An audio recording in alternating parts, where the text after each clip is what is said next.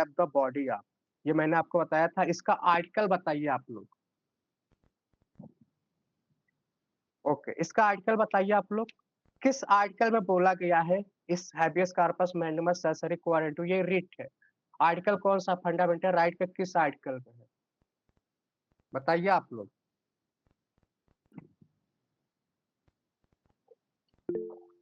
Fundamental right के नहीं, 51 नहीं, आर्टिकल नंबर 32। 32 में बोला गया है रिट के बारे में, और आप डायरेक्ट सुप्रीम कोर्ट तक जा सकते हो, है ना। तो ये इसके बारे में है। तो 32 आपको याद रखना, 5 रिट दिए गए हैं, है ना। इससे ब्रिटेन से लिया गया है, वहां इसे प्रीरोगेटिव लॉ भी कहते हैं। तो यही बस 5 है, मेन मेन आपको पता होना चाहिए। हैबियस कार्पस का मतलब ही होता है to have the body of. फिर देखो, सैसरी मतलब क्या होता है, टू इन्फॉर्म, सर्टिफाई करना, मतलब कि इन्फॉर्म करना। इसे फाउंटेन लॉ भी कहते हैं, justice, fountain law of justice. ये वाला क्वेश्चन आप लोगों ने, बहुत लोगों ने गलत किया था, मुझे तो ये सबसे इजी लगा, मुझे लगा आप सभी लोग सही करोगे। देखो, जब जलियांवाला बाग मैसेकर हुआ था, आप लोग को पता होगा, 13 अप्रैल 1919 को आई थिंक हुआ था। जब ये मैसेकर हुआ था तो इसके बाद इस पे एक इंक्वायरी होती है, और इंक्वायरी होती है तो एक कमेटी बनाई जाती है, और वो कमेटी क्या थी, हंटर कमीशन बना था। तो सिंपल सी बात है, जब जलियांवाला बाग होगा तभी तो कमीशन बनेगा। फिर चौरी चौरा 1922 में होता है, और चौरी चौरा जब कांड हुआ था, चौरी चौरा जब कांड हुआ था तो उसके बाद क्या हुआ था, गांधी जी ने उस नॉन कोऑपरेशन मूवमेंट को वापस ले लिया। और जैसे ही नॉन कोऑपरेशन मूवमेंट गांधी ने वापस लिया, तो देश के मोस्ट ऑफ जो लोग थे वो नहीं चाहते थे कि गांधी इस आंदोलन को वापस ले। गांधी जी, तो उसमें कांग्रेस जो होता है 2 पार्ट में डिवाइड हो जाता है ना। और कांग्रेस जब 2 पार्ट में डिवाइड होता है तो एक क्या होता है, प्रो चेंजर होते हैं, एक नो चेंजर होते हैं। जो प्रो चेंजर होते हैं, नो चेंजर होते हैं, और प्रो चेंजर होते हैं। तो यहाँ पे आपको मोतीलाल नेहरू जी हैं, ये लोग एक अलग पार्टी बनाते हैं, स्वराज पार्टी बनाते हैं। तब जाके पूरा वो, और कॉन्स्टिट्यूएंट असेंबली में पार्टिसिपेट करते हैं, और वहीं से विट्ठल भाई जे पटेल देश के पहले स्पीकर बनते हैं। फिर दूसरी बार ऐसा हुआ था कि कांग्रेस स्प्लिट होने वाला था, लेकिन गांधी जी 1907 के सीख से समझ चुके थे कि स्प्लिट होने से दिक्कत होगा, और इसलिए इनको कह देते ठीक है भाई, तुम्हें जो करना करो, जाओ तुम पार्टिसिपेट करो। तुम ब्रिटिश को वार करो अंदर से, हम बाहर से वार करेंगे ब्रिटिश के ऊपर। तो ये था, तो ये हो गया। तो चलिए आते हैं आज के क्लास के ऊपर, और आज का क्लास हम करेंगे जो हमारा कल चल रहा था, प्रेसिडेंट। आपके स्क्रीन पे दिख रहा होगा, एक बार हम पूरा चीज एक बार क्विक रिवीजन देखेंगे। मैंने आपको बताया था प्रेसिडेंट के पास क्षमादान का पावर होता है, जिसे पार्डन पावर कहते हैं। और किस आर्टिकल में पार्डन पावर दिया गया है, बताइए आप लोग, किस आर्टिकल में दिया गया है। प्रेसिडेंट किस आर्टिकल के थ्रू माफी देता है, तो आर्टिकल नंबर 72 के थ्रू माफी देता है। और इस इसका मैंने एक ट्रिक बताया था आपको, P RRR C, P RRR C। आपके सामने हिंदी वाले शब्द भी दिख रहे हैं, तो आप उसके थ्रू समझ सकते हो। एक यहाँ पे जो पॉइंट आपको याद रखना है, जैसे आप पार्डन देखते हो ना, क्षमा, इसमें डेथ सेंटेंस को प्रेसिडेंट माफी कर सकता है। जैसे अगर किसी को डेथ सेंटेंस है तो उसे वो माफ कर देंगे। पर ये पावर राज्य में, ये पावर राज्य में गवर्नर के पास नहीं होता है, और बाकी चारों होता है, पर ये वाला पावर जो होता है गवर्नर के पास नहीं होता है। तो ये आपको याद रखना है। P RRC आपको याद रखना है क्या है, एक बार आप देख सकते हैं। तो पार्डन तो आपको समझ में आ गया कि पूरी तरीके से हम माफ कर दे रहे हैं। कम्यूटेशन का मतलब क्या होता है कि अगर आपको कोई सजा, कठोर सजा है, तो आपको वो थोड़ा सा आसान कर दिया जाएगा। कारावास की, मृत्यु दंड है तो आपको कारावास की सजा दे देंगे। रिमिशन क्या होता है, अगर आपको 20 साल की सजा है तो आपकी सजा की अवधि को कम कर देंगे। अगर आपको 10 साल का है तो उससे आपको वो 5 साल का सजा कर देंगे। तो यहाँ पे पनिशमेंट को कम किया जा रहा है, और यहाँ पे टाइम को कम किया जा रहा है ना। तो ये आपको याद रखना है। रेस्पाइट मैंने आपको ट्रिक बताया था, रेस्पाइट यानी कि वाइफ। और वाइफ जो होती है वो प्रेग्नेंट होती है, तो उसमें क्या होता है, कोई अगर स्पेशल कंडीशन है या गर्भावस्था का सिचुएशन है तो उनकी सजा को कम कर दी जाएगी। तो रेस्पाइट वाला तो आपका तुरंत हो जाएगा। रिप्राइव, रिप्राइव का मतलब क्या होता है, डिले करते हैं, डिले। मतलब कि टाल देते हैं, कुछ समय के लिए टाल दिया जाता है तो वो रिप्राइव होता है। तो इतना समझ आया? अब आते हैं वीटो पावर। वीटो पावर क्या होता है? मैंने आपको बताया था, ये ब्रिटिश एज के समय से जो वायसराय थे उनके पास वीटो पावर था और वो वीटो पावर का यूज़ बहुत कर रहे थे। और ये वीटो पावर अभी भी भारतीय इंडियन कॉन्स्टिट्यूशन में है। तो इसमें 3 तरीके से होते हैं, वैसे होते तो 4 हैं, आपके स्क्रीन पे दिख रहा होगा। पर इंडिया में सिर्फ 3 है। कौन-कौन से? एब्सोल्यूट, सस्पेंसिव और पॉकेट वीटो। अगर हम आर्टिकल की बात करें तो ये किस आर्टिकल से लिया गया है? तो आर्टिकल नंबर 111 में है। और वीटो पावर जो होता है, प्रेसिडेंट सारे बिल पे नहीं लगा सकता है। सिर्फ ऑर्डिनरी बिल के ऊपर ही वीटो पावर का यूज़ कर सकता है। मनी बिल के केस में नहीं कर पाएगा, संविधान संशोधन बिल है उसके केस में भी नहीं कर पाएगा। ओके? आप अगर देखना चाहें तो क्या होता है, एब्सोल्यूट वीटो जो होता है, इसमें जो होता है बिल जो होता है पूरी तरीके से टर्मिनेट हो जाता है, यानी कि बिल खत्म हो जाता है। इसके बाद हम देखें सस्पेंसिव वीटो क्या होता है, तो वो रिटर्न कर देता है, बिल को क्या करता है? रिटर्न कर देता है कि चलो ठीक है, तुम इसको रिकंसीडर करोगे। रिकंसीडर के लिए भेज देता, पर यहाँ पे एक चीज़ याद रखना है, जब वो बिल को रिकंसीडर के लिए भेजता है और दोबारा लोकसभा या राज्यसभा बिना उसमें चेंज के, या चेंज करे या ना करे, ऐसे ही भेज दिया, फिर उसे एसेंट अपना देना ही होगा, प्रेसिडेंट को अपना एसेंट देना ही होगा, रिकंसीडर के बाद। पॉकेट वीटो मैंने आपको बताया था कल, ना ही हम रिकंसीडर करे भेजेंगे, ना ही हम उसे टर्मिनेट करेंगे। हम चुपचाप अपने जेब के अंदर रख लेंगे, कुछ नहीं बोलेंगे हम। और कब तक के लिए? Unlimited, indefinite period of time के लिए। ओके? ऐसा सिर्फ एक बार हुआ है और वो किसके समय में हुआ है? ज्ञानी जैल सिंह ने राजीव गांधी जी की सरकार थी 1988 की आई थिंक बात है। उनके समय हुआ था, राजीव गांधी जी के समय में। उस बिल का नाम आई थिंक पोस्ट ऑफिस से रिलेटेड है, ज्ञानी जैल सिंह। ओके, सही बता रहे हैं आप लोग, ज्ञानी जैल सिंह। तो ये प्रेसिडेंट थे उस समय। तो आपको इतना समझ आया? Absolute veto, suspensive veto, pocket veto. और ये जो नॉट क्वालिफाइड वीटो है ना, ये सिर्फ अमेरिका में अभी एग्जिस्ट कर रहा है। अब आते हैं, कुछ इंपॉर्टेंट चीज देखेंगे, आपके स्क्रीन पे दिख रहा होगा। प्रेसिडेंट के पास पावर होते हैं, जैसे मैंने आपको बताया कि इसको जानने से पहले एक चीज आप यहाँ देखो। आप अगर देखेंगे ना इंडिया के केस में तो ट्रिनिटी चलता है। ट्रिनिटी क्या होता है? सिर्फ लेजिस्लेटिव, एग्जीक्यूटिव, जुडिशरी, और तीनों के बारे में आप जानते हैं। लेजिस्लेटिव क्या करता है? लॉ को बनाता है।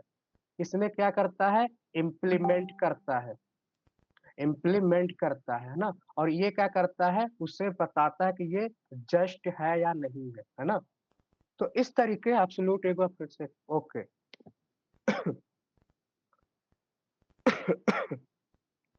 एब्सोल्यूट के केस में अगर हम बात करें तो यहाँ देखिए, एब्सोल्यूट जो होता है ना, यह यहाँ पे एक बहुत सिंपल सा केस है।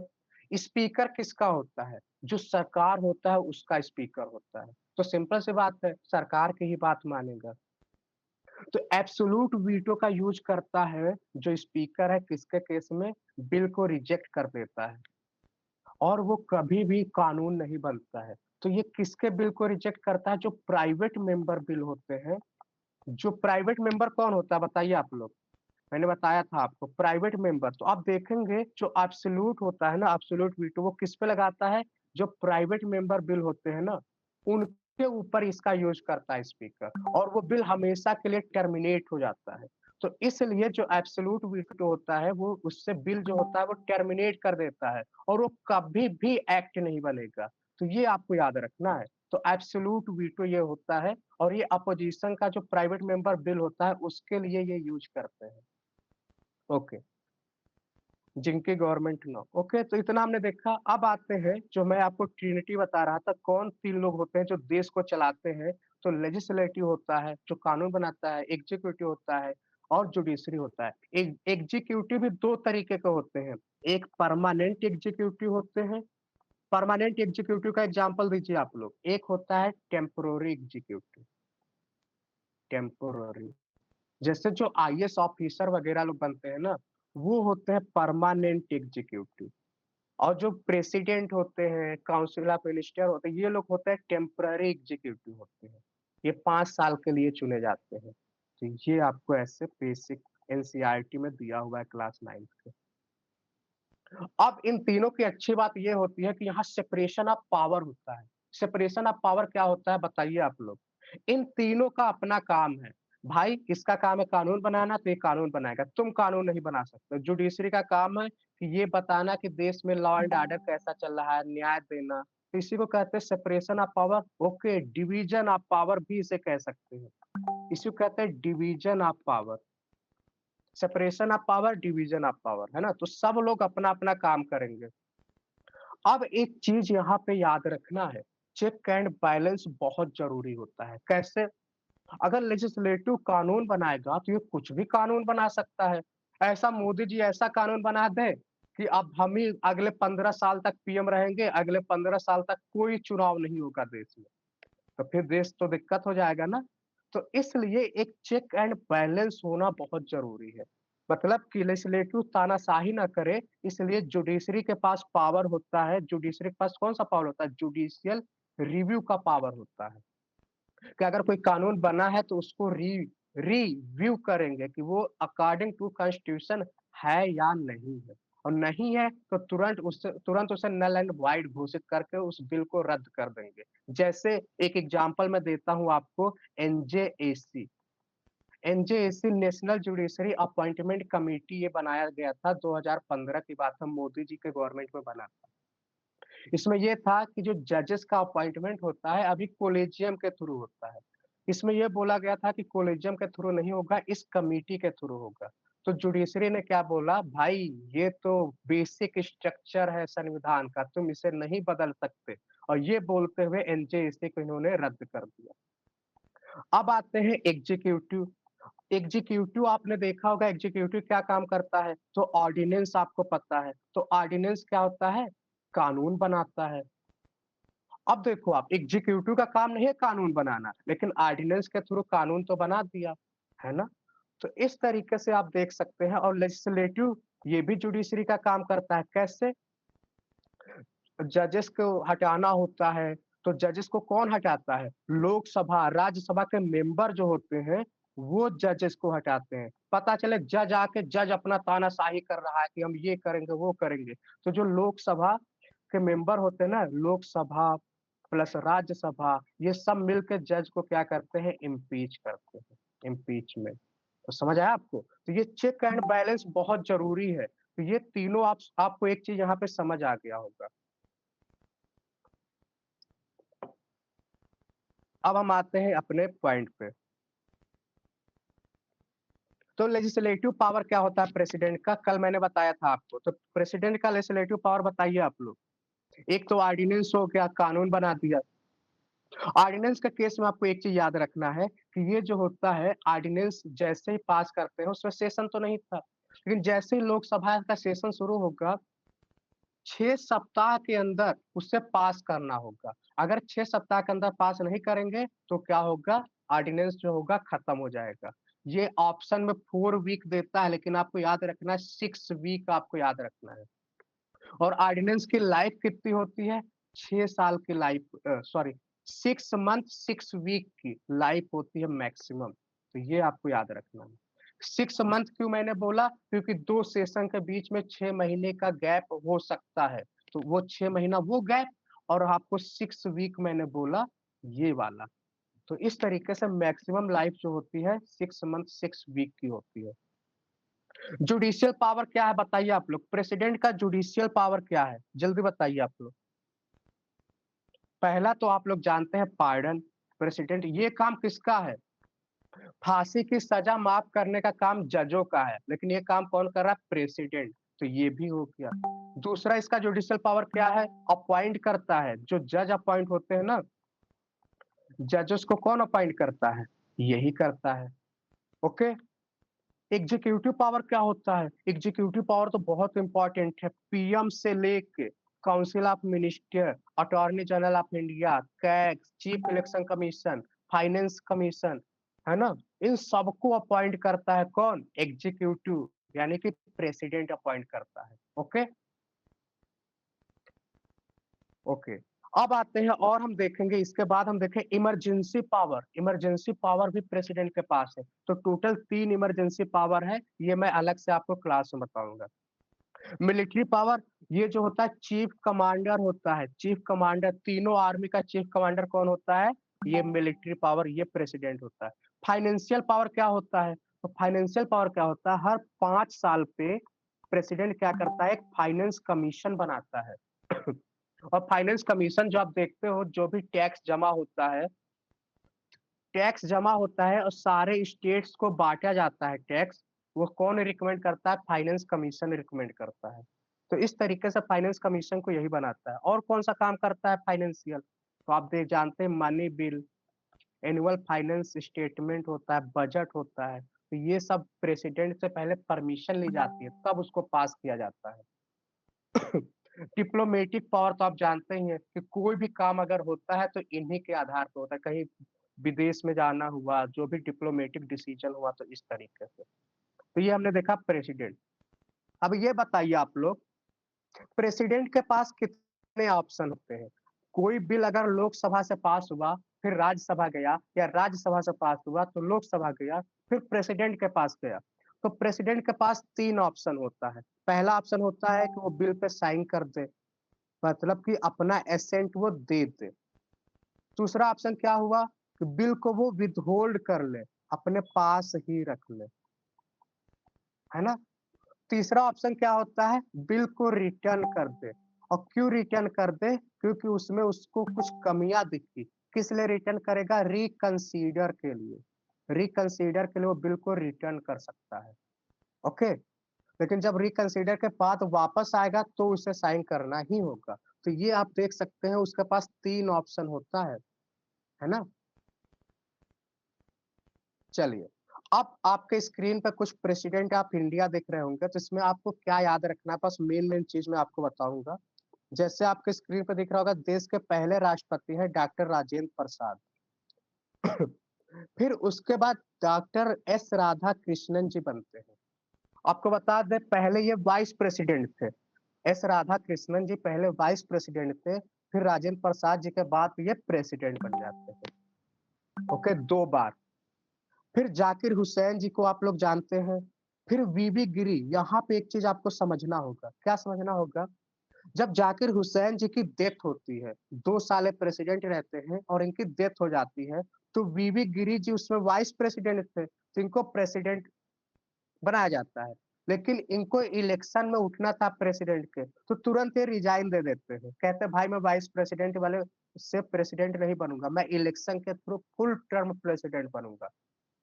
और जैसे ये रिजाइन देते हैं, चीफ जस्टिस ऑफ इंडिया, पहले प्रेसिडेंट की डेथ हुई और डेथ होने के बाद वाइस प्रेसिडेंट प्रेसिडेंट बना, फिर इसने भी रिजाइन दिया, तो चीफ जस्टिस ऑफ इंडिया ये देखिए, ये कौन है आपके? मोहम्मद हिदायतुल्लाह। इकलौते ऐसे हैं जो प्रेसिडेंट बने हैं और ये चीफ जस्टिस ऑफ इंडिया है। तो ये आपको याद रखना है। फिर इलेक्शन होता है और वीबी गिरी देखिए, फिर से इलेक्शन जीत गए, है ना? तो ये प्रेसिडेंट बनते हैं और 5 साल तक रहते हैं। फिर फखरुद्दीन अली अहमद, इनके बारे में याद रखना है। जो देश में आपातकाल लगा था ना, आपातकाल इन्हीं के समय लगा था। इन्होंने ही साइन किया था उस बिल पे, जो नेशनल इमरजेंसी लगा था। तो फखरुद्दीन अली अहमद। फिर ये ज्ञानी जैल सिंह वाला आप लोग जानते हैं, पॉकेट वीटो।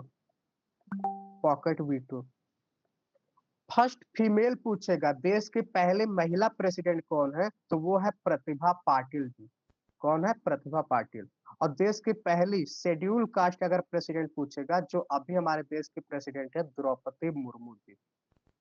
और रामनाथ कोविंद जी इसके पहले थे। तो ये कुछ इंपॉर्टेंट है। कुछ प्राइम मिनिस्टर के बारे में देख लेते हैं। तो prime minister without any party. हाँ, एक चीज और, जो बिना किसी पॉलिटिकल पार्टी से के संबंध वाले जो बने थे, वो एपीजे अब्दुल कलाम जी है। तो ये भी आपको थोड़ा सा याद रख सकते हैं। और कुछ इंपॉर्टेंट तो अभी नहीं दिख रहा है। सीक्वेंस पूछ लेता है, आप आपके एग्जाम में पूछेगा कि नहीं? अगर मैं देखूंगा मेरे पास 5-6 पेपर आया है, अगर उसमें सीक्वेंस पूछा होगा तो मैं इसका आपको ट्रिक बता दूंगा। डॉक्टर राजेंद्र और सर्वपल्ली जाओ, गिरी पर्वत से फखरू नीलम लाओ, है ना? तो ये ट्रिक है, मैं बता दूंगा आपको। अगर आएगा तब बता दूंगा। पीएम के बारे में देख लेते हैं। तो पीएम कौन है? जवाहरलाल नेहरू जी हैं। सबसे पहले देश के पीएम बनते हैं और सबसे लंबे कार्यकाल वाले ये पीएम है। इनकी डेथ हो जाती है। डेथ होने के बाद एक एक्टिंग पीएम बनता है। एक्टिंग पीएम बनते हैं गुजराली लाल नंदा जी बनते हैं। फिर लाल बहादुर शास्त्री जी देश के पीएम बनते हैं और ये बेचारे 2 साल देश के पीएम थे और इनकी डेथ हो जाती है। कैसे डेथ होती है आप लोग को पता है, मैंने बताया था। ये एक एग्रीमेंट्स इंडिया पाकिस्तान का वार हुआ था। इंडिया पाकिस्तान का वार हुआ था और उसके एग्रीमेंट के लिए ये गए थे ताशकंद। ताशकंद वहां पे इनकी डेथ हो जाती है और वो अभी तक ये मुद्दा कंट्रोवर्सी में है कि डेथ हुआ कैसे। जो इंसान पूरा हेल्दी था अचानक कैसे डेथ हो गया। कोई कॉन्स्पिरेसी है, क्या है, अभी तक ये जो है ना मिस्ट्री बनी हुई है। इंडो चाइना वार भी हुआ था 1965 में। इंडो चाइना वार हुआ था, है ना। तो ये सारी चीजें हैं। फिर क्या होता है, फिर इनकी भी डेथ होती है तो फिर एक एक्टिंग पीएम बनते हैं। एक्टिंग पीएम का मतलब क्या होता है, जब तक कि कोई नया पीएम नहीं बन जाता कुछ समय के लिए इनको बना देते हैं। फिर इंदिरा गांधी जी आती हैं। चुनाव तो हुआ नहीं था तो ये जो होते हैं राज्यसभा से इनको पीएम बनाया जाता है। राज्यसभा के मेंबर बनती हैं और ये पीएम बन जाती है। इसके बाद आते हैं, यहाँ पे आपको एक चीज समझना होगा। इंदिरा गांधी जी 1966 से 1977 तक के देश के पीएम रहती। फिर कुछ कंट्रोवर्सी होता है, जैसे इलेक्शन के समय ये गवर्नमेंट मशीनरी का मिसयूज करती हैं, इलेक्शन हार जाती हैं। टोटल रिवॉल्यूशन चल रहा था, मोरारजी देसाई और कौन ये लोग थे और इनकी सरकार गिर जाती है। इमरजेंसी के बाद इनकी सरकार गिर जाती है और मोरारजी देसाई की देश में पहली बार नॉन कांग्रेस का सरकार बना था। इनकी पार्टी का नाम अगर आप लोग को याद हो तो बताइए। पार्टी का नाम बताइए किस? जनता पार्टी। ओके, जनता पार्टी की सरकार बनती है। पर दिक्कत तो हर बार यही आती है, जब आप गठबंधन की सरकार बनाओगे तो हर कोई पीएम बनना चाहता है। प्रॉब्लम शुरू हो गई। आपस में ये लोग कॉन्फ्लिक्ट करने लगे, पीएम हम बनेंगे, पीएम हम बनेंगे। बेचारों की 2 साल की सरकार चलती है। फिर चौधरी चरण सिंह को एक डिस्क्रेशनरी पावर यूज करते हैं उस समय के प्रेसिडेंट और इनको पीएम बनाते हैं। फिर 1980 में इलेक्शन होता है और इंदिरा गांधी फिर पूरे बहुमत से देश में सरकार बनाती है, क्योंकि लोगों को लग रहा था कि ये लोग सरकार नहीं चला पाएंगे।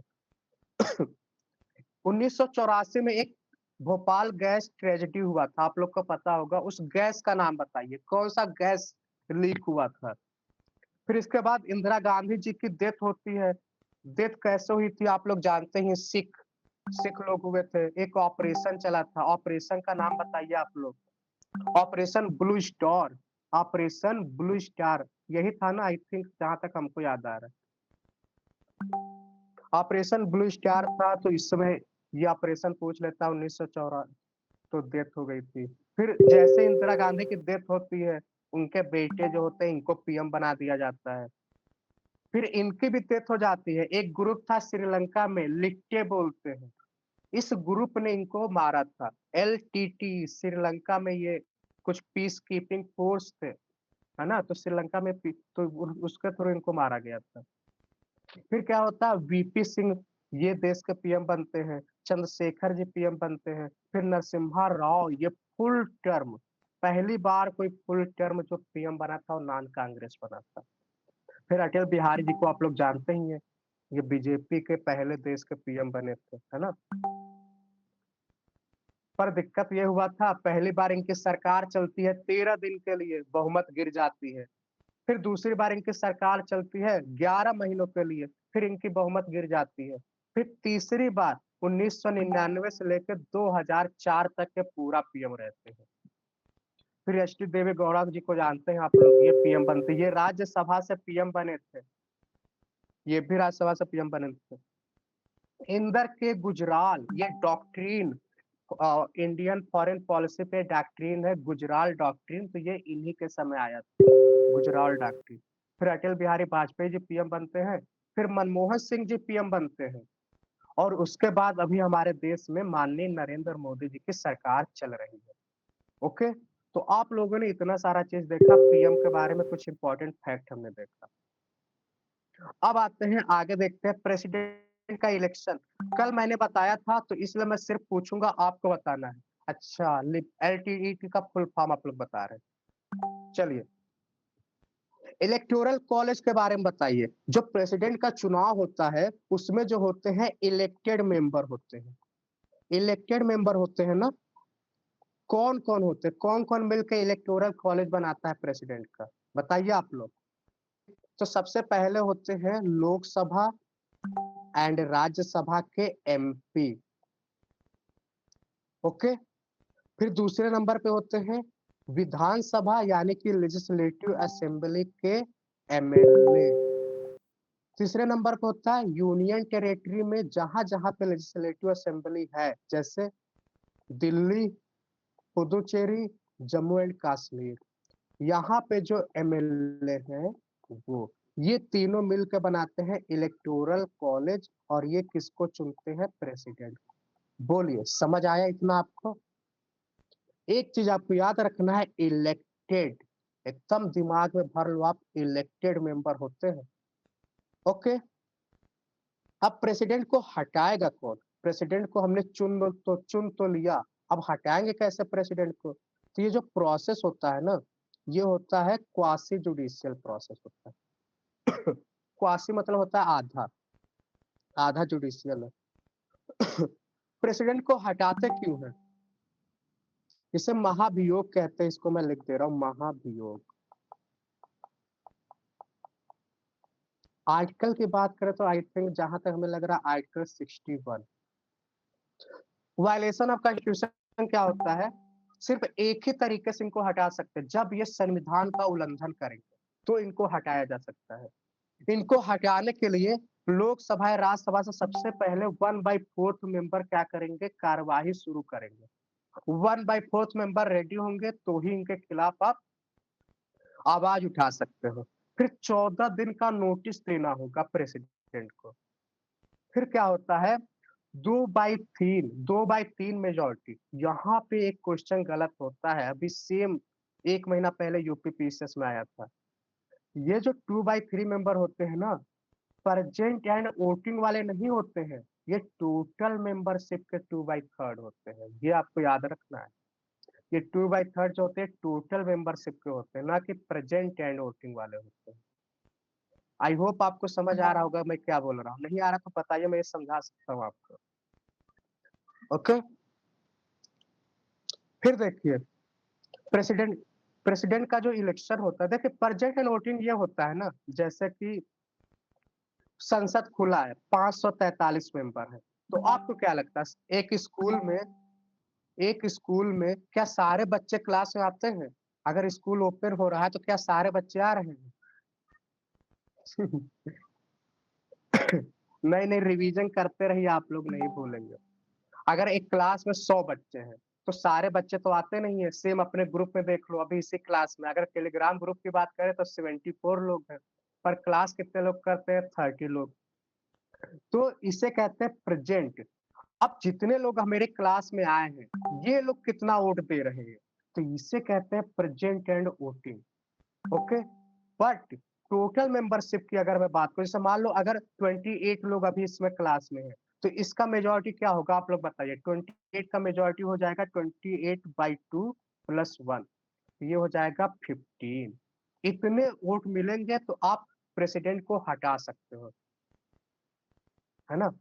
इसके आगे देखना आप, अगर मैं टोटल मेंबरशिप की बात करूंगा तो टोटल लोग है 72/2 + 1, ये क्या हो जाएगा, 36 + 1 = 37। 37 लोग वोट करेंगे तब आप प्रेसिडेंट को आप हटा पाओगे। तो समझ आया आपको टोटल मेंबरशिप क्या होता है और प्रेजेंट एंड वोटिंग क्या होता है? अब तो समझ आ गया होगा पक्का, इससे आसान तो कोई नहीं बता पाएगा।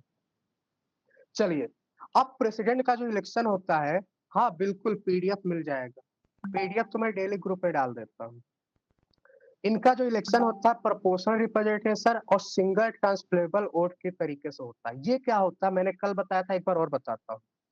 ये जो होता है ना, पॉपुलेशन के बेस पे होता है प्रेजेंटेशन, प्रोपोर्शनल रिप्रेजेंटेशन। अगर आपको मैथ का हल्का भी नॉलेज होगा तो रेशियो वाले चैप्टर में आपने देखा होगा। रेशियो वाले चैप्टर में क्या था, 2/4 की बात करूं और मैं 6/12 की बात करूं, ये दोनों क्या है, प्रोपोर्शनल है। आप इसको डिवाइड करो, 1/2 1/2 बराबर है ना। तो इस तरीके से हम बात करें अगर प्रोपोर्शनल रिप्रेजेंटेशन कि इनकी जो वोट होती है ना, वेटेज होती है। जिस राज्य से यूपी का पॉपुलेशन ज्यादा है तो यूपी के पॉपुलेशन में जो प्रेसिडेंट के को वोट करेंगे एमएलए, उनकी वोट की वैल्यू ज्यादा होगी। तो समझ आया आपको। और ये जो इलेक्शन होता है ना, किस डेटा के आधार पे होता है, तो 1971 वाला जो सेंसस हो रहा है, हुआ था, उस डेटा के आधार पे सारी चीजें होती है। अच्छा, एक क्वेश्चन का आंसर दो आप लोग। सेंसस के अगर हम बात करें तो 2001 में भी हुआ था, 2011 में भी हुआ था, लेकिन ये जो एमपी चुने जाते हैं, एमएलए चुने जाते हैं, प्रेसिडेंट चुने जाते हैं, ये 1971 वाले सेंसस पे ही क्यों चुने जा रहे हैं। ऐसे यूपी में 403 एमएलए हैं, तो ये 1971 वाले सेंसस से ही क्यों है, चेंज क्यों नहीं कर रहा है सरकार।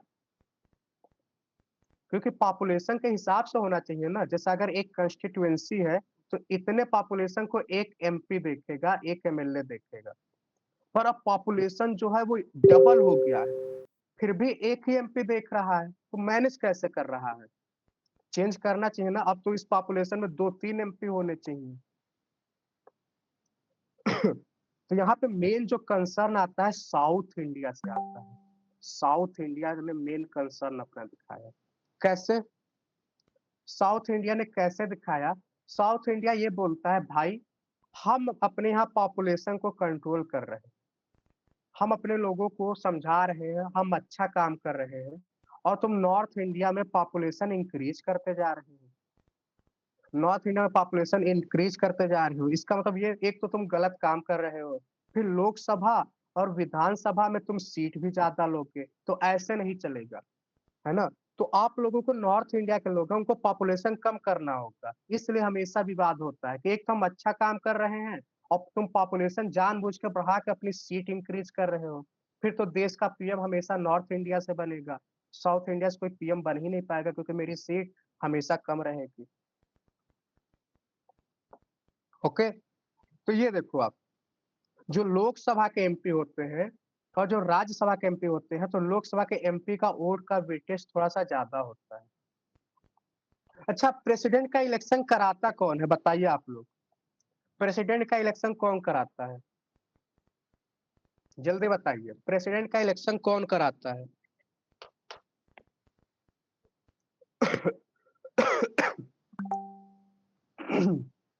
सीजे, चीफ जस्टिस ऑफ इंडिया। और गेस करिए आप लोग, सुप्रीम कोर्ट।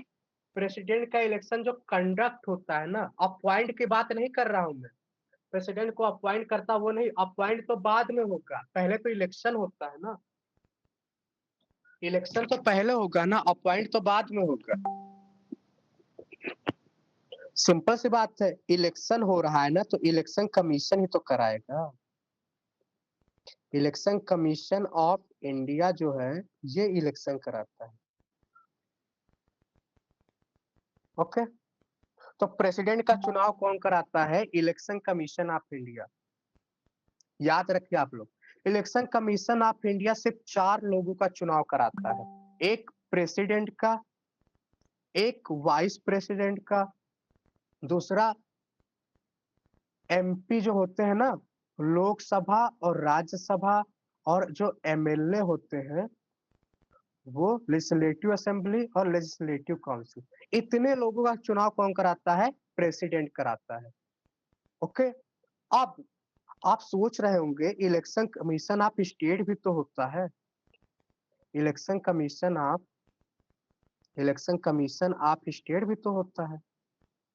देखिए, इलेक्शन कमीशन के 2 पार्ट होते हैं, एक इलेक्शन कमीशन ऑफ इंडिया होता है जो इतने सारे चुनाव कराता है, एक इलेक्शन कमीशन ऑफ स्टेट होता है, ये विधानसभा का चुनाव नहीं कराता, इसलिए सिर्फ 2 चुनाव कराता है, वो म्युनिसिपैलिटी यानी कि पंचायत और म्युनिसिपैलिटी का। तो बस आपको इतना याद रखना है। समझ आया आपको। आई होप आपको इतना समझ आया होगा। तो इलेक्शन कमीशन जो होता है ये सारे इलेक्शन कराता है, Lok Sabha, Rajya Sabha, president, vice president, MLA, दोनों एमएलए। अच्छा, इसमें बताइए गवर्नर जो होता है कितने मेंबर को अपॉइंट करता है, कितने मेंबर को बताइए आप लोग कि लेजिस्लेटिव काउंसिल में गवर्नर जो होता है कितने मेंबर को अपॉइंट करता है? 1/6, 1/6 आपको याद रखना है, 1/12 नहीं होगा राजकुमार जी, 1/6 रट लो आप लोग। क्या होता है 1/12, 1/12, 1/3, 1/3, है ना, और 1/6, इसको आप जब प्लस करोगे लास्ट में तो क्या आएगा आपका, वन वो हो जाएगा। तो ये आपको 1/6 याद रखना है। ये अलग अलग लोग, जैसे ये स्टूडेंट 1/3 करता है, 1/3 ग्रेजुएट टीचर्स करते हैं, 1/6 गवर्नर करता है, 1/12 लेजिस्लेटिव असेंबली के मेंबर करते हैं, 1/12 ये और भी इसमें है, ये लोग करते हैं, म्युनिसिपैलिटी के लोग करते हैं। तो इस तरीके से इनडायरेक्ट इलेक्शन होता है ना? चलिए, आपको यहाँ तक भी समझ आ गया। अब आते हैं, आप आपने देखा होगा मैंने अब तक क्या-क्या डिस्कस किया, एक बार मैं आपको दिखा दूँ। सबसे पहले मैंने देखा यूनियन और उसके टेरिटरी के बारे में 1 से 4 आर्टिकल, पहला भाग हमने देखा था। दूसरा भाग हमने देखा था नागरिकता के बारे में देखा हमने, दूसरा हमने क्या देखा, नागरिकता देखा। नागरिकता हमने देख लिया था। तीसरा हमने क्या देखा, फंडामेंटल राइट देखा 12 से 35। चौथा भाग हमने डीपीएसपी देखा 36 से 51। 4A हमने फंडामेंटल ड्यूटी देखा 51A। फिर हमने यूनियन गवर्नमेंट पांचवा भाग देखा, और पांचवा भाग में हमने क्या देखा, प्रेसिडेंट देखा, पीएम देखा, काउंसिल ऑफ मिनिस्टर देखा। अब हम वाइस प्रेसिडेंट देख लेते हैं, अटॉर्नी जनरल 2 मिनट में देख लेंगे। पार्लियामेंट हमने कर लिया, हमने लेजिस्लेटिव पावर ऑफ प्रेसिडेंट का देखा, ऑर्डिनेंस होता है, और इसका ट्रिक है, इसका जो आर्टिकल होता है 1, 2, 3 बस आपको याद रखना है ना? फिर हमने यूनियन जुडिशरी इसको देखना है, और कैग देखना है। फिर हमने सेम राज्य की बात करें तो भाग 6 में राज्य है, इसमें हमने गवर्नर देखा, सीएम देखा, है ना? काउंसिल ऑफ मिनिस्टर देखा, और एडवोकेट, जैसे यहाँ पे अटॉर्नी जनरल ऑफ इंडिया होता है, राज्य में एडवोकेट जनरल ऑफ इंडिया होता है। स्टेट लेजिस्लेचर देखा हमने, लेजिस्लेटिव असेंबली देखा, लेजिस्लेटिव काउंसिल देखा, ये सारी चीजें देखा। गवर्नर के पास भी ऑर्डिनेंस पावर होता है, यानी कि वो कानून बना सकता है। फिर राज्य में हाई कोर्ट होता है, और यहाँ पे एक सब ऑर्डिनेट कोर्ट होता है, जैसे डिस्ट्रिक्ट कोर्ट, सेशन कोर्ट, ये सारी चीज। तो इतना चीज हमने देखा। अब आते हैं हम लोग, हल्का सा देख लेते हैं अटॉर्नी जनरल ऑफ इंडिया के बारे में। तो इसमें ज्यादा कुछ नहीं है, तो बस आपको क्या देखना है, इसे महान्यायवादी कहते हैं। महान्यायवादी क्या होता है, जैसे ये ये जो होता है हाईएस्ट लॉ ऑफिसर होता है। क्या होता है, हाईएस्ट लॉ ऑफिसर, देश का देश का सबसे हाईएस्ट लॉ ऑफिसर होता है। आर्टिकल आपको नहीं याद रखना है, इसे फर्स्ट लॉ ऑफिसर भी कहते हैं। ओके, आपको ये याद रखना है कि जो हमारी सरकार है, जैसे सेंट्रल गवर्नमेंट है, इनका कोई भी केस होगा, उसे कौन रिप्रेजेंट करेगा, उसका लीगल एडवाइजर कौन होगा, तो ये अटॉर्नी जनरल ऑफ इंडिया, यानी कि महान्यायवादी। समझ आया आपको? देश में कोई भी कानून से रिलेटेड अगर केंद्रीय सरकार का काम होगा तो कौन करेगा, महान्यायवादी करेगा। ओके, तो ये सारे लीगल एडवाइजर का काम यही करता है। फिर इसके बाद अगर हम देखें, इसको अपॉइंट कौन करता है, तो इसका अपॉइंटमेंट होता है प्रेसिडेंट, इसको अपॉइंट करते हैं। ओके, क्वालिफिकेशन की बात करें तो अगर किसी को महान्यायवादी बनना है, यानी देश का नंबर 1 लॉ ऑफिसर बनना है, तो आपको क्या करना होगा, आपकी क्वालिफिकेशन एक सुप्रीम कोर्ट के जज के बराबर होनी चाहिए। और सुप्रीम कोर्ट का जज बनना है तो उसके लिए आपके पास क्या होना चाहिए, कम से कम या तो आप 10 साल एडवोकेट का काम कर लो, या 5 साल आप किसी कोर्ट में, हाई कोर्ट में 5 साल आप जज का काम कर लो। तो ये बेसिक क्वालिफिकेशन है आपको अगर सुप्रीम कोर्ट का जज बनना है तो। अटॉर्नी जनरल ऑफ इंडिया, अब उसको भी देखते हैं। इसका जो होता है प्लीजर ऑफ प्रेसिडेंट होते हैं, मतलब कि प्रेसिडेंट इनको कभी भी हटा सकते हैं। अगर इनको रिजाइन देना होगा तो ये प्रेसिडेंट को अपना रिजाइन देते हैं। इनकी सैलरी जो होती है सुप्रीम कोर्ट के जज के बराबर इनकी सैलरी होती है। सुप्रीम कोर्ट का जो जज होता है ना, जो उसको सैलरी मिलता है सेम वही सैलरी इसको भी मिलता है। ओके। इसके पास एक अच्छी बात ये होती है कि दोनों हाउस में जाके बैठ सकता है, लोकसभा राज्यसभा में जाके बैठ सकता है, पर वहां पे वोटिंग नहीं कर सकता, बाकी सब कुछ कर सकता है। जो लोकसभा के मेंबर को सारे प्रिविलेज मिलती है, इम्यूनिटी मिलती है, सेम उसको ये भी एंजॉय करता है। ओके। तो ये हमने देखा इसके बारे में। और जब काउंसिल ऑफ मिनिस्टर रिजाइन करते हैं तो साथ में इसको भी रिजाइन करना होता है। ये तो आपने देखा सेंटर गवर्नमेंट। अब आते हैं राज्य में।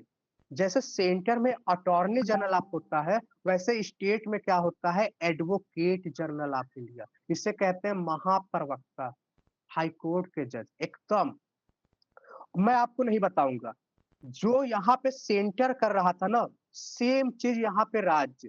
कैसे, ये इसे स्टेट का क्या कहते हैं, हाईएस्ट लॉ ऑफिसर, इसको सेंटर का हाईएस्ट लॉ ऑफिसर कहते थे। इसको किसने अपॉइंट किया, प्रेसिडेंट। इसको कौन अपॉइंट करेगा, गवर्नर करेगा। इसकी क्वालिफिकेशन कितनी होनी चाहिए, जो एक हाई कोर्ट के जज की होती है। तो सेम टू सेम वही हो जाएगा। ये भी Lok Sabha legislative assembly and legislative council में जाकर बैठ सकता है, पर वोट नहीं दे सकता। तो ये सारी चीजें इसके बारे में। बस सिंपल सा आपको याद रखना है कि जो अटॉर्नी जनरल ऑफ इंडिया होता है सेंटर गवर्नमेंट में होता है, और एडवोकेट जो होता है वो राज्य में होता है। और ये दोनों कैसी बॉडी है, ये दोनों है संवैधानिक बॉडी है। कैसी बॉडी है, संवैधानिक। संवैधानिक का मतलब क्या होता है, जिसके लिए आर्टिकल है, कॉन्स्टिट्यूशनल बॉडी है ये दोनों। Okay. Attorney general of India के नीचे होता है सॉलिसिटर जनरल ऑफ इंडिया, पर वो जो होते हैं वो स्टेचुरी बॉडी होता है, तो उसको अभी रहने दे रहे हैं। तो हमने ये भी देख लिया। अब आते हैं कैग। कैग भी हमने देखा था ना, तो हल्का सा कैग के बारे में देख लो। तो कैग के बारे में ज्यादा कुछ नहीं देखना है आपको। इसको अपॉइंट कौन करता है, प्रेसिडेंट। इसको रिजाइन ये किसको देता है, तो प्रेसिडेंट को ये रिजाइन देता है। इसका टिन्योर जो होता है 6 साल का होता है, या 65 साल, जो भी पहले होगा ये रिटायर हो जाएगा। आर्टिकल कहाँ से कहाँ तक होता है, तो 148 से 151। इसी के बाद शुरू हो जाता है स्टेट गवर्नमेंट। ओके। इसके बाद ये जो पब्लिक पर्स होता है ना, जो गवर्नमेंट का पैसा होता है, गवर्नमेंट के पास जितना पैसा होता है उसका रखवाली जो करता है उसका एक गार्जियन होता है। ओके। इसीलिए इसको क्या कहते हैं, watch dog of Indian finance कहते हैं। जो पब्लिक फाइनेंस उसका वॉच डॉग कहते हैं। और इसका काम क्या होता है, इसका काम ये होता है जो भी फाइनेंशियल एडमिनिस्ट्रेशन होता है उससे रिलेटेड इसका काम होता है। ओके।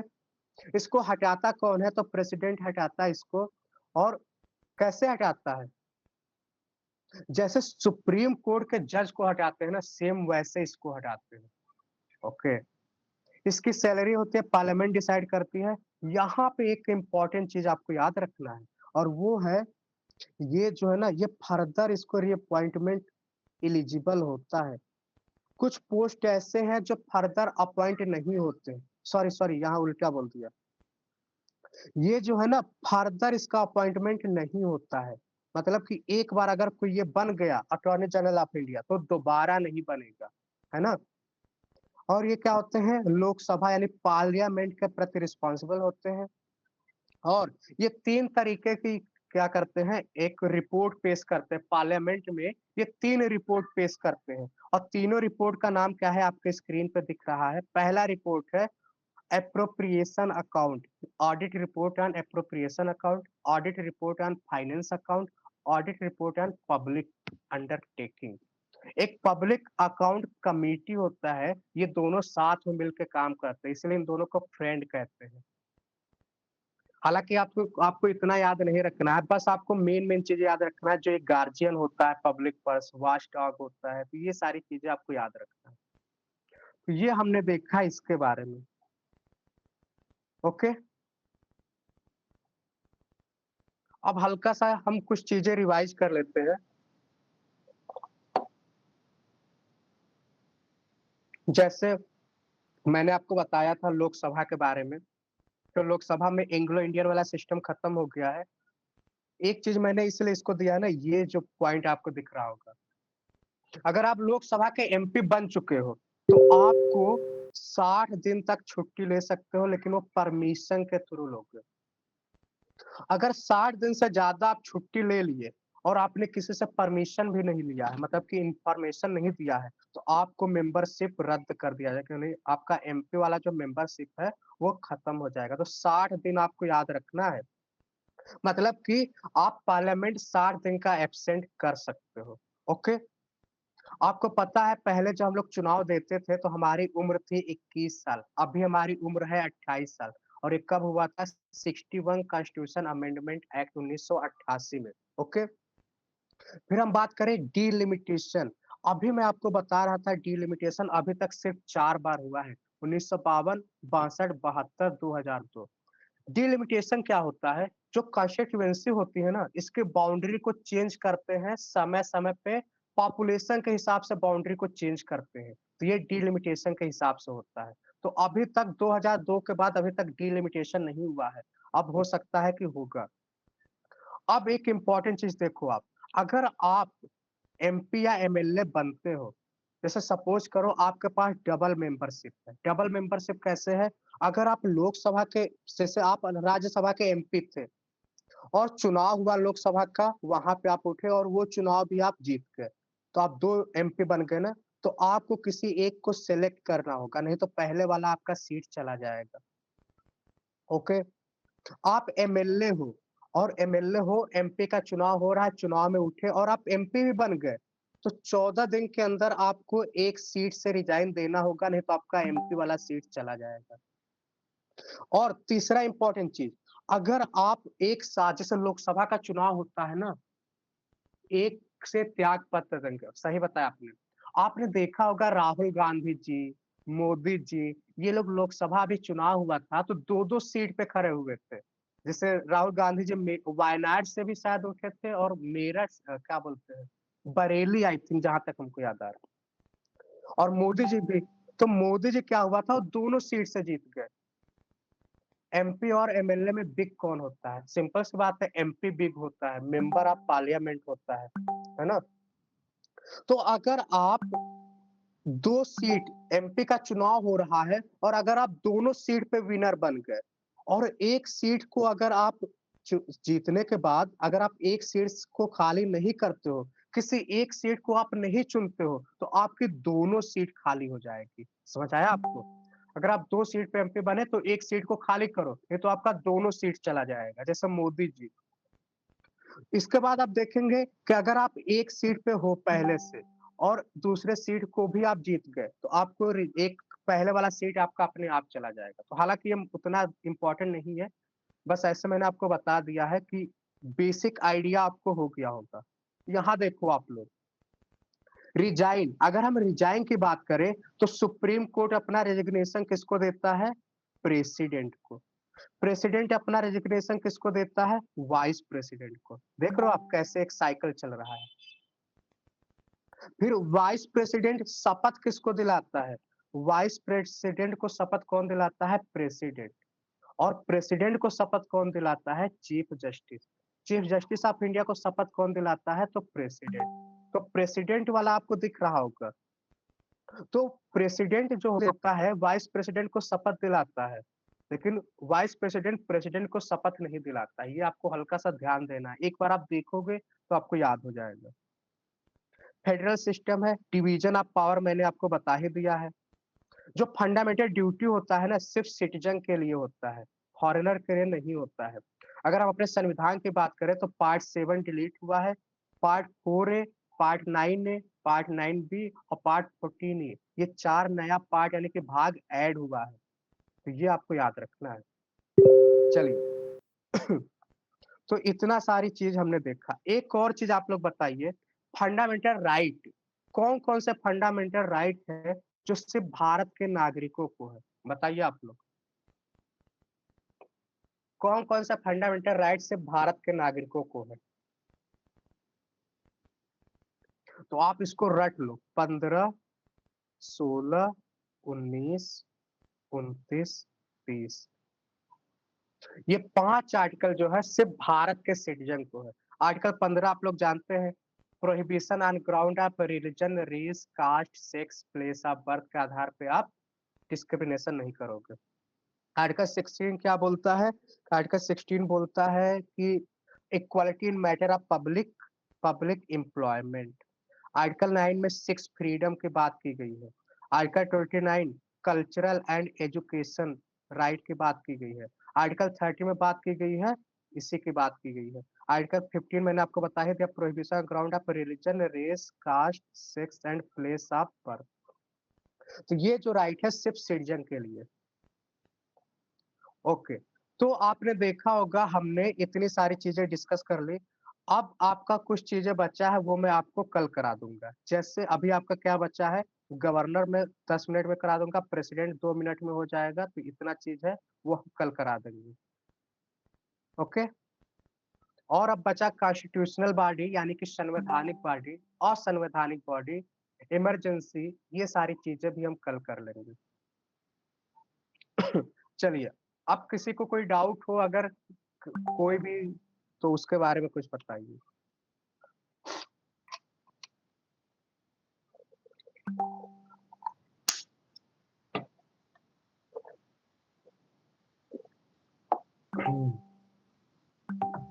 Thank you.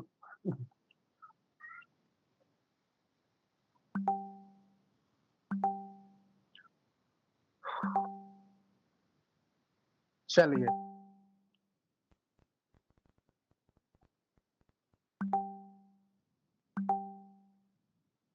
तो ये सारी चीजें हैं। और रही बात और, तो हम कल रेडी है। हालांकि अब समय खत्म हो गया है और आज मैं ज्यादा बोल भी नहीं पा रहा हूँ, इसलिए मैं क्लास को अभी खत्म कर रहा हूँ। हालांकि जुडिशरी मैंने सोचा था आज ही कराने के लिए। तो चलिए, कल करेंगे अब। ओके,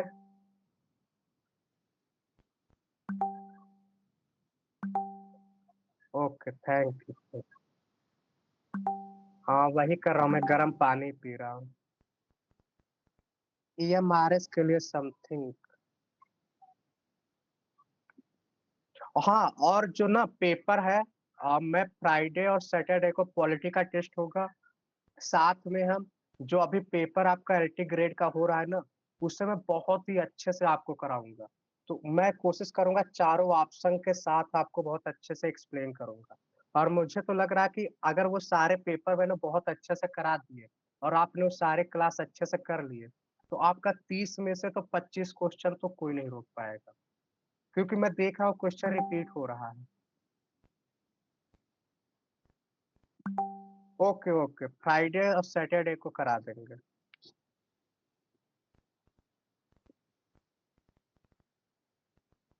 चलिए, ठीक है फिर, गुड नाइट।